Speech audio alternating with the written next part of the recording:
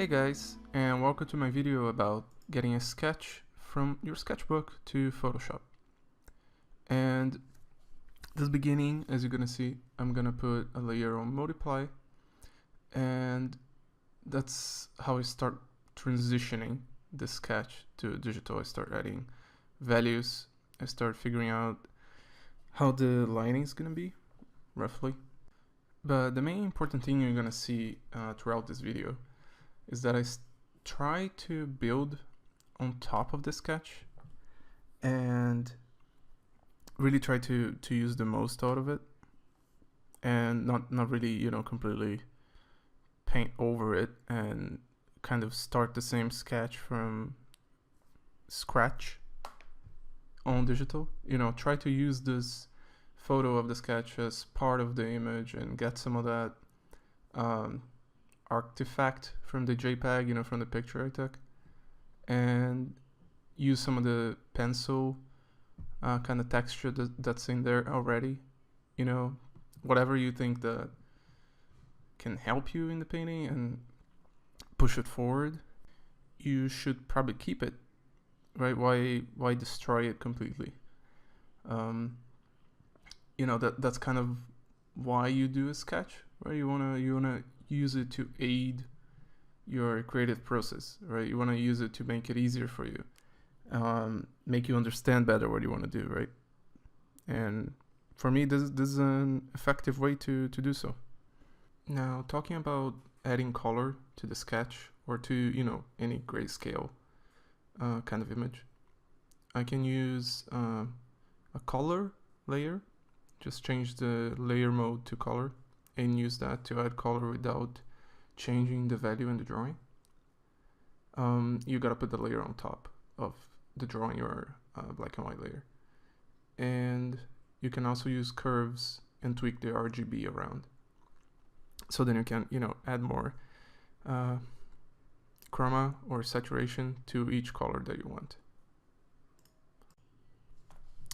All right, so kind of going through what I was thinking when I was doing this painting. Basically, the idea is that this character is in a library, or it has a bookshelf behind him, or something of the sort. And I really want to try to create this atmosphere of, it's just the start of the day, the beginning, that kind of really harsh sunlight that just comes through cracks from a window, like you can see on this reference I just got up. And also another thing I added is a secondary light source hitting the left side of his face. So the idea is that, even though the main light source is this harsh sunlight from outside, anything that's not being hit by it is just getting reflected light and, ambient light from where he is in. So I try to add that as well. I think it adds more depth, atmosphere, and also some color shift. You can see on his face, as you go towards the left of it, it gets higher saturation, it gets redder. So it gives the idea that maybe there's some candlelight or some fire or something of the sort wherever he's in. And also it's very important to get some reference of your light source or some of the materials you're working with, just to get an idea, okay, what really happens when the light hits it. And you can notice that, for example, as the light that's hitting him goes towards his hair, the value is not the same all the way. The hair is a different material than the face or his clothes, so it is still bright, but it is a little darker. The color of it is different, so that brings more realism, right? It makes it really look, okay, this guy is really being lit by this light source, and it really reflects what would happen in real life. So if you want to bring more realism to your pieces, find good reference, find the kind of reference that's going to aid you in the lighting and the anatomy or color, whatever it is. And you can also see that I'm spending a lot of time on his face. because, you know, it's the main focus of this painting. And I know that at some point when I get back to the background, I'm gonna probably add a little bit of blur. I'm gonna also use a photo to photo bash it in. And photo bash is just, you know, kind of very useful and common technique used in digital art.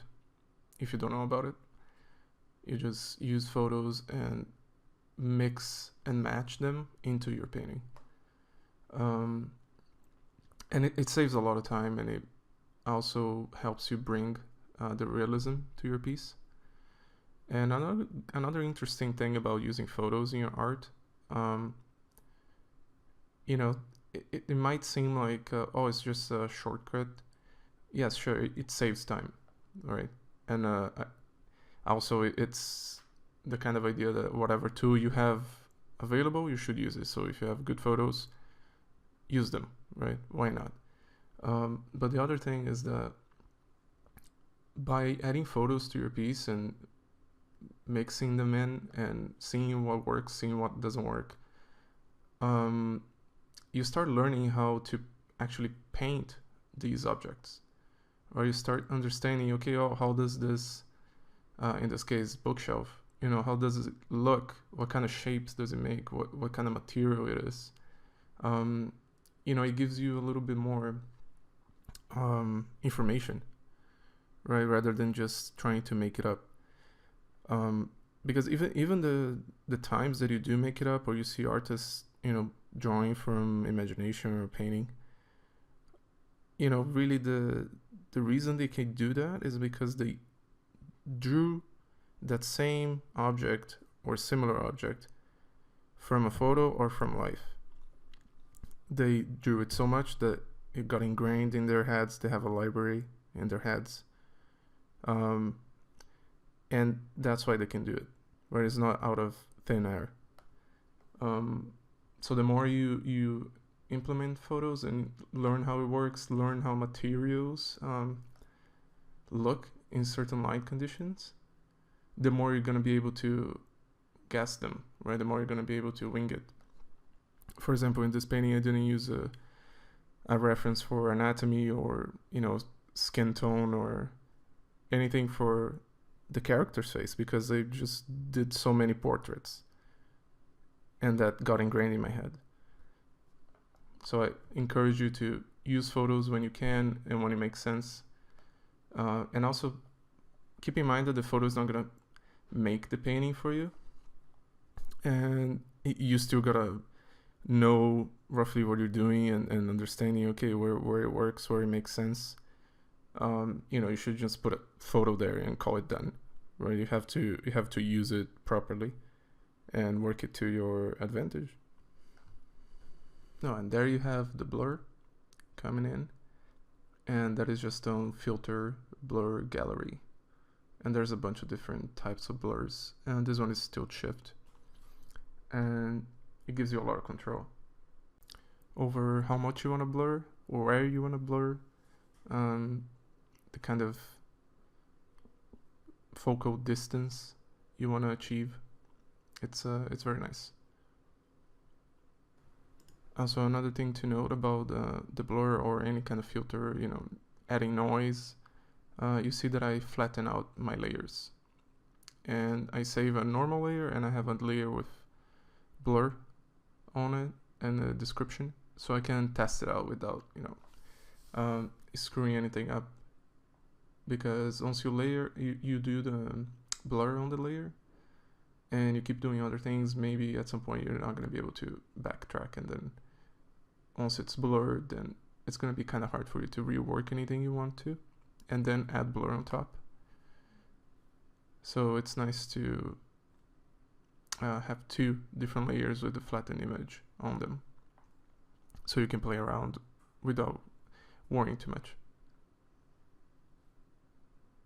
And now for the end, you see I'm adding a little bit of chromatic aberration, and that's really just gonna show up on the stripes of light, you know, so looking at some reference and real life as well. when you have this kind of light, pretty strong light, casting on some object or someone's face, near the edges you can notice that there is a little bit of a higher chroma, higher saturation in the color. So that's kind of what I want to add. And then on top of this, then I'm gonna add a little bit more glow to the light source. And you know, this kind of things, this highlights and glows or anything like that, I like to save more towards the end of the image. Not only because it makes more sense with the way I work, makes it easier to figure out everything else before I get to this point. And also I think it's a good technique to do, because if you go right away to the highlight, you know, the brightest color in the whole, or value in the whole image, sometimes you can get a little bit sidetracked. So it's nice to kind of build up to the end, and then put the highlights and really figure out what effect you want to add to the image. I think it gives you more control of how it's gonna look. But yeah, this is pretty much it. I'm just adding a little bit of noise to it and tweaking a little bit on Camera Raw. But yeah, I hope this was helpful. I hope you enjoyed this video. Let me know in the comments if you want to know about any other kinds of techniques you'd like me to talk about and make videos on. And I also leave a link in the description to my blog. And yeah, thanks for watching. Cheers!